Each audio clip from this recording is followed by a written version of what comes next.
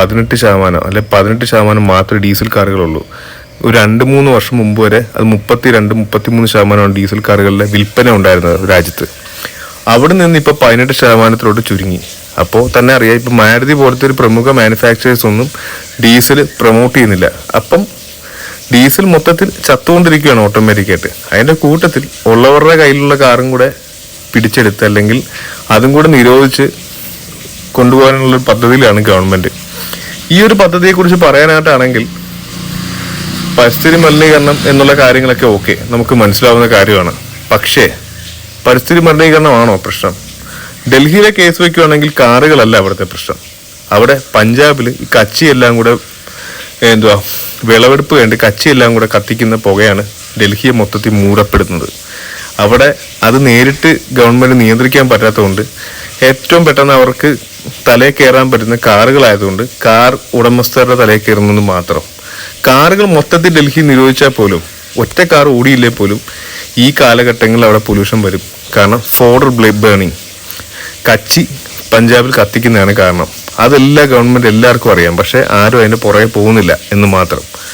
അപ്പം അതാണ് ഫസ്റ്റ് കാര്യം. പിന്നെ രണ്ടാമത്തെ കാര്യം, നമ്മുടെ ഇവിടെ ഉള്ള കാറുകൾ ഡീസൽ കാറുകളാണെങ്കിൽ തന്നെ ഇതുപോലെ പജേറോയും മോണ്ടേറോ അങ്ങനത്തെ കാറുകളൊക്കെ വളരെ കുറവാണ്. ഇവിടെ ഏറ്റവും കൂടുതലുള്ളത് മാരുതിയുടെ 1.3 മൾട്ടിജെറ്റ്, ഫോർഡിൻ്റെ TDCi അങ്ങനത്തെ കുഞ്ഞു ഡീസൽ കാറുകളാണ്.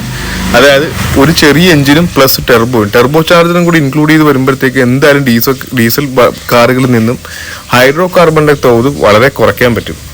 അത് ടെക്നിക്കലി പ്രൂവൺ ആണ്.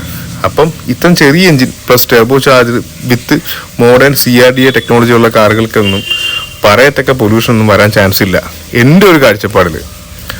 അതുകൊണ്ട് അത് നിരോധിക്കുന്നതിൻ്റെ കാര്യം എനിക്ക് അറിയത്തില്ല എന്താണ് കാര്യം എന്നുള്ളത്. പിന്നെ മൂന്നാമത്തെ ഒരു കേസ് പറഞ്ഞുതരാം. മൂന്നാമത്തെ കേസ് എന്ന് വെച്ചാൽ ഡീസല് കുറച്ച് മൈലേജ് വരുന്ന സംഭവമാണ്. നമുക്കറിയാം ഏതൊരു ഡീസൽ കാറിനും മിനിമം 22-23 കിലോമീറ്ററൊക്കെ മൈലേജ് കിട്ടുന്നുണ്ട്.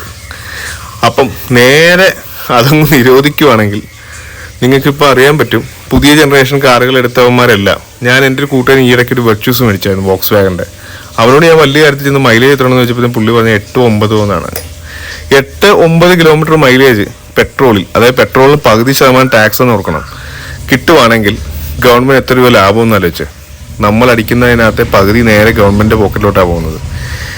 അതുകൊണ്ട് ഗവൺമെൻറ് താല്പര്യം കൂടും. കാരണം പെട്ടെന്ന് ജനങ്ങളുടെ കയ്യിൽ നിന്ന് കുറച്ച് ടാക്സ് പിഴിഞ്ഞെടുക്കാൻ പറ്റിയ മേഖല ഇപ്പോൾ പെട്രോളാണ്.